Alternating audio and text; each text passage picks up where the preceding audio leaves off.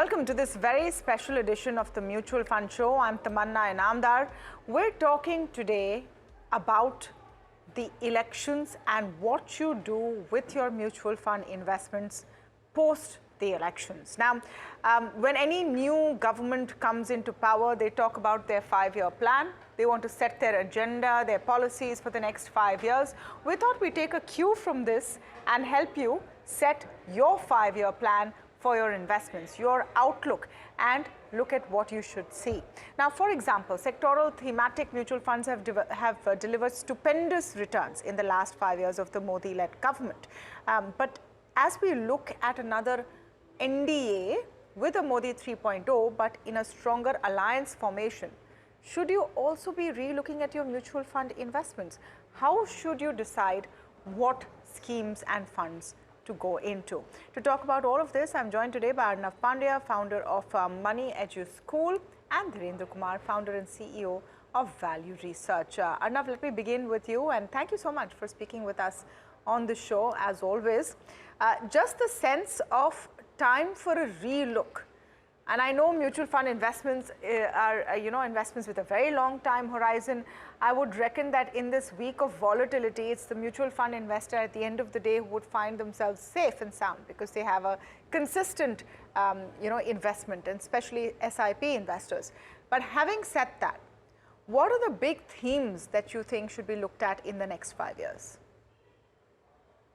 So if you look at the way things have moved post the election results, it's very clear now that the new government will be an NDA government, and the theme, according to me, is going to be a focus on economic issues, because consistently throughout the campaign, one single factor which has been seen is that Narendra Modi has focused on the point that India's economy has to grow.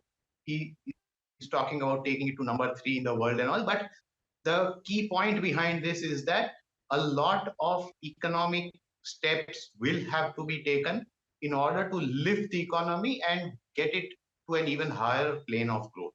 So this will mean two things. One is obviously focusing on various infrastructure areas which the previous government has already done, in the sense that you have to continue the pace of building of roads, railways, ports, airports, and other key infrastructure areas. The second is also that there will be a lot of specific focus on areas which are either technologically dependent or which has a high potential in terms of export business, or even in terms of an emerging area. So one thing which obviously Mr. Modi said yesterday in his victory speech was the focus on green energy, electrical vehicles. So all these things, or rather areas like these, are going to receive special focus. So economic agenda with a key boost to infrastructure as well as specific areas is what I am looking at over the next 5 years. No, that's an excellent point. Arnav, let me just pull up, and our team put this together. Some of the funds that have performed exceptionally well, the top performing funds in the last 5 years, and we took that sort of last 5 years ambit. And what has done very well is, of course, thematic sectoral funds like we talked about, and we'll put those graphics up on the screen for you. Small cap funds have done very well. And you have some of them with the biggest gainers. So since May 2019, if I look at the top thematic sectoral funds, Quant Infrastructure Fund, 370% return, and then you have a whole host of these thematic sectoral funds which have done well. Let's pull up small cap, mid cap funds as well. So these have been some of the big stories. Now the question is, more of the same? Is that what you expect? If you have new capital to deploy, and if that is what investors are looking at, first of all, should you go upfront at a time when valuations are pretty decent compared to any other time in the past? We have a little bit of recovery today in the markets, but compared to the kind of valuations we were seeing pre-4th of June, things are cheaper. Would you upfront and do a lump sum investment right now, taper it out, or go in for the good old SIP? No, so one little difference I would like to point out here is that while we talked about what the agenda of the government is, it need not necessarily directly translate into the fact that just because the government is going to focus on these areas, this is where you should go and invest.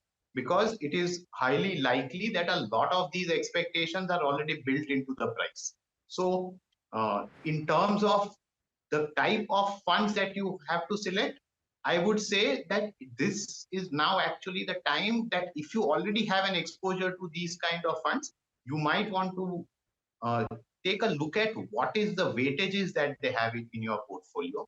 And then accordingly, if it is high, you need to trim it and look towards a more diversified basket. Because what is also going to happen is, and you will see that over a period of time, that while the market has anticipated the fact that a lot of spending is going on infrastructure, valuations have gone up, there are various other parts of the economy which will also benefit once the infrastructure is built, and this could include a wide variety of areas. So in that sense, trying to pick winners is going to be difficult. So it is better to stick to a diversified fund which has a what you call a portfolio across sectors, which will help you in navigating the future. The second part of the thing is also that, see, many small and mid caps have gone very high in terms of valuations. So again, it is time to look at your portfolio in terms of how much is the weightage to these areas within the portfolio, and do a rebalancing if it is required. So these are two main things which one needs to focus on in terms of where the potential might be. Now, the second point which you asked in the question, which was whether you should go all in at one go or do a regular investing, my choice is to go in for a regular bit of investing, because of the fact that today you might have seen, say, an immediate fall due to the uncertainty on results day. But slowly, as the government takes over, it announces some reform measures because the prime minister has been focusing on the first 100 days. Then you immediately have the budget coming up. So you will see more announcements coming in, or it could be more of the same, which is that the announcement made earlier are repeated within the budget. But all these, and over a period of time, you will see quite a bit of opportunities in terms of various corrections within the market. So it is not a very good idea to put all the money in at the present moment. Always go in for a regular stream of investing. That is the best way in which you can benefit from whatever ups and downs that will come in the months ahead. Right. Arnav, that's a very interesting point, and I just want to also welcome on the show Dhirendra Kumar, founder and CEO of Value Research. Dhirendra, great to speak with you today. And, an opportune time. I mean, we decided to do this show before we knew the results or, what the markets were going to go through. But one way or the other, the idea is to look at what the next 5 years outlook should be for mutual fund investors. What are the kind of funds they should go in for, etc. So let me start with the point that Arnav made right at the end. Many would be tempted, those sitting on cash right now would be tempted to say that let's front load some of our investments, maybe not 100% of it, but a significant portion. Do you think that that's a good idea at all? No, that is never a good idea. When you are investing for 5 years and more, and maybe, most of your long-term investment, they tend to be anywhere for very, very long period, even though you might be tempted to do a lot of things in the interim, and you will have all these anxieties coming your way. Despite that, I would say that it is always good idea to, have a plan and stay the course. And these are the kind of occasions, the opportunities where it is very important, which helps you stay the course only if you have a plan. Because if you don't have one, you will just be getting in and out of the market at the wrong time. And that is a recipe for disaster, because most of the time our psychology is very much against us. We tend to buy or we tend to invest when it is very inopportune, and we tend to be very fearful when it is very opportune to invest.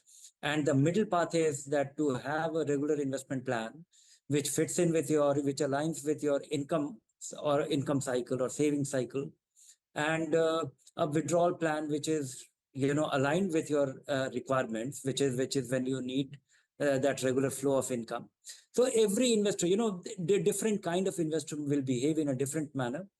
So a new investor who is planning to invest has been waiting on the sidelines because the market was expensive, and you will always get 50 reasons not to invest. because investing is a very difficult thing.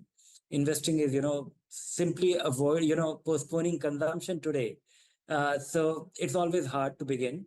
Likewise, many investors who, started investing in the last 2-3 years, they will be behaving in a different manner. There'll be a lot of anxiety for investors who have, investing for a couple of years or 5-10 years, and they have accumulated something very substantial. They need to, look at their investments very differently. So my approach to all these three kind of investors will be very different. What about the kind of funds that investors should look at? And this is a question that the market is facing as well. So we were just pulling up, Dhirendra, before you joined in, some of the funds that have done very well. So your thematic funds have been stellar in terms of returns because of the focus of the government, etc. Should investors with any kind of fresh allocations look once again at thematic funds, mid-cap, small-cap funds? What would be your advice in that direction? My advice will be exactly what Arnav was saying, that diversify your money. That is the only insurance against all the kind of uncertain things that happens. And when you look at the performance over any time period, over any specific time period, whether it be 3 months or whether it be 5 years, you will find that thematic or the sector funds are always stack up at the bottom or the top. And most investors start chasing, most investors start their investment, new investors start their investment by chasing recent performance. That is very tempting. And that is a very, on occasion, it might work out very well in a roaring market or a market which sustains itself. But generally speaking, it is a recipe for disaster. The very reason why you invest in a mutual fund is that you should be able to diversify. And you should be able to diversify with a rider that, the fund manager will exercise his selectivity, and you pay all the money, that is the service that you are paying for.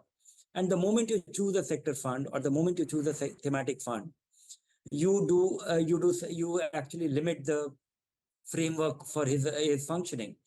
The other thing is that, normally thematic funds over the long run prove to be disaster, simply because thematic funds are launched when it is very inopportune. It is, mutual funds are in the business of managing money, but more importantly, their business does well only when they are able to raise money.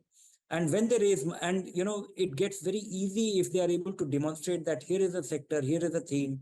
Mutual funds are also a consumer product.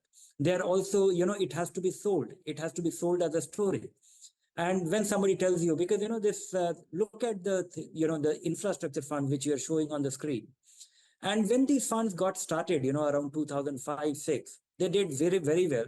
And after that, they have done, if you look at the long-term performance of many of these funds for 5 years, 7 years, 10 years, ever since they started, and initially they did exceptionally well. And after that they proved to be a disaster.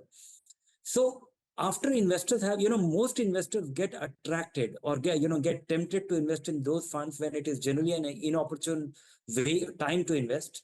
And then they lose patience. It is a very disappointing experience. So my general suggestion will be that diversify your investments, choose diversified equity funds, invest in an index fund, invest in a flexi cap fund, multi-cap fund, the value fund, or the tax saving fund. These are the diversified vehicles. Because if you actually limit it by capitalization, limited by theme, limited by sector, you are actually paying full and deriving half a very limited service. Okay, now comes the tough one, and this is excellent research that our team has pulled out here at NDTV Profit on what has happened to fund values since yesterday. And of course, it was bruising, and this is as of this morning. Of course, market trade is still on, but you had, for example, the ITI large cap fund is down 9%, Bank of India blue chip fund is down 8%, GM large cap fund is down 8%. So the long story short, Dhirendra, a lot of investors would be looking at their portfolios yesterday and feeling a little alarmed. The conventional wisdom will be stay put and do nothing. But that's also not for the, foolhardy. No, not really. If you look at what has happened to these funds, you look at 1 year return, they are still handsome double-digit return or 25, 26% on most of the mainstream categories. Maybe most investors lost their 2 months of gains, But what happened day before, what happened yesterday, and what is happening today? I think investors will end up with 4-5%, 10% decline in value, which is not as scary. But at the same time, this is the kind of time when when investors have to really stay the course, and you can stay the course only if you have a plan, only if you understand what you are getting into, only if you are on a methodical if somebody is doing his sip, somebody might have regret. But if you are in for the long haul, and if you are going to invest more, or you have then you there is also reason for you to feel happy about it. That same question with Arnav.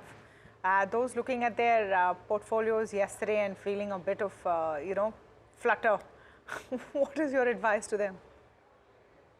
No, my advice is very simple, that if you are a long-term investor, then ideally, I mean, why would you be looking at all the NAVs on a day-to-day basis? It has technically no meaning at all, because it's not like that you have completed your investments and now you're just looking at a withdrawal. If your investments are going on a regular basis, then even if it's a 10% fall over 2 days, ideally you should be a bit happy, because your next installment which is going to come in is going to come in at a cheaper cost, and that is overall over a period of time. When this grows, this is going to give you a good compounded return. So as long as you have more investments to make, these kind of falls should actually be welcomed, because it at least ensures that you are not always buying at a higher price which consecutively goes up. And this is the whole idea of a regular investing, that you will have time periods in between when there are falls, so you get more units at a cheaper rate. Bharti Gupta writes into us, 56 years of age, and is looking at lump sum returns. She says, I want to invest 60 lakh rupees in mutual funds for the next 3 to 5 years. Please share fund recommendations and an investment strategy. Arnav Pandya still with us to take that query. Arnav, what would be your recommendation for Bharti? So one is that, looking at her age and the fact that there is a large lump sum available, which has to be invested for a period of 3 to 5 years, the time period which is available is not long enough for you to take a fully equity exposure. And the other part is that the amount is also quite large. So if you are going to spread it out over a period of 2 3 years, by the time that investment period is already over. So the logical thing here in this case would be to go in for a hybrid kind of fund and invest over a period of 5 to 6 months, so that at least there is also some averaging out of the cost. And since the time period is around 3 to 5 years, my choice would be for something like a balanced advantage fund, where the fund manager moves between various asset classes depending on their expectations. So that would be the strategy that you should adopt, and choose around a couple of funds within that category. Okay. Rahul, age 35, writes in and says he wants to initiate a 10,000 rupee SIP and is aiming for 2 to 3 crore rupee returns. As an aggressive investor, what are the funds you suggest? Now, Rahul's not told us in what timeline he wants 2 to 3 crores, but Arnav, just looking at the math, at 10,000 rupees a month, what is the kind of timeline? And if you are an aggressive investor, so not very risk averse, what is the direction one can take?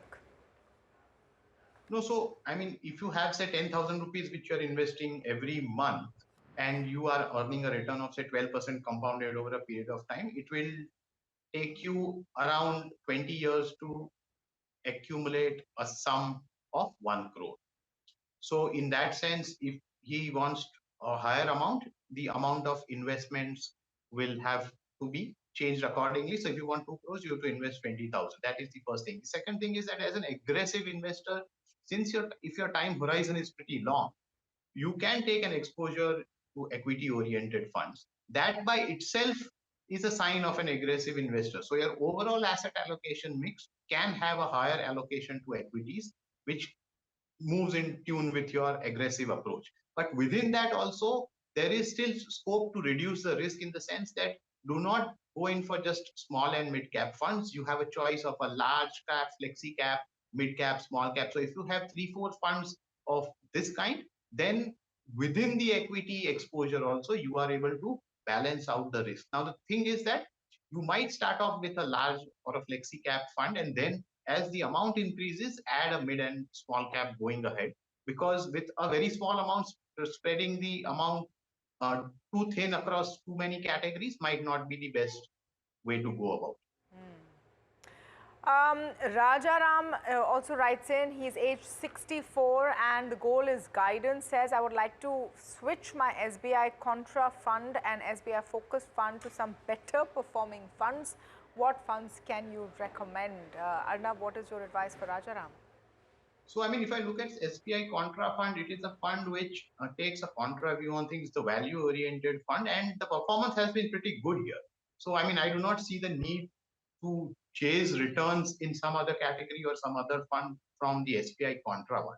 The SBI focused one has a focused portfolio, and which is why when the holdings don't do well, you will see a lag in terms of performance. So if the goal is still to remain in a focus category, then the SBI one can be switched to an HDFC focus fund. But if you want to reduce risk itself and go out from the focus category, then you might be wanting to look at a large cap fund, because that is going to be, I mean, one of the stable funds within the equity category over the next quite a few years as the market moves in its way after the new government takes various actions. Okay. So that's the question coming in from Rajaram, who is asking about where to switch funds. Now, I also wanted to know, and this is a query that came in from one of the viewers, that what is the outlook for hybrid funds? Because hybrid funds which have not been so exciting, do you think that the outlook improves on them, Arnav, considering that you're going to see maybe a shift in the interest rate cycle as well, moving downwards? So hybrid funds will do better, slightly better, in the sense that those you need to separate the hybrid funds also, because you have the aggressive, conservative, different kinds of one where the debt equity mix is different. Now, in terms of the debt outlook, sooner or later, it is most likely that rates will start going down. When that happens, the earnings from the debt side of the portfolio is going to improve significantly, which will provide a boost for the hybrid funds, especially the ones which are heavy on debt. So the conservative hybrid funds will, in that sense, start doing better. The only question mark then is that for something like an aggressive hybrid fund, where a lot depends on the equity part of the portfolio, if equities also remain steady and they also show some returns, then those funds will also look good. But it could be that if equity doesn't perform for a couple of years, the debt return gets cancelled out by the equity returns, and that could make those aggressive hybrid funds a bit of a laggard in that particular situation. All right. Thank you so much, Arnav, for all of your time, your advice, and of course, the answers to all of our queries that you've given. The key takeaway really is that those who have consistently been investing are the ones who are not worried at all with all of the political upheaval that they're seeing right now, or whatever's been happening in the markets, because slow and steady, at least in as far as mutual fund investments go, actually does win the race. That's all the time we have for today, but stay tuned, a lot more coming up on the other side on NDTV Profit.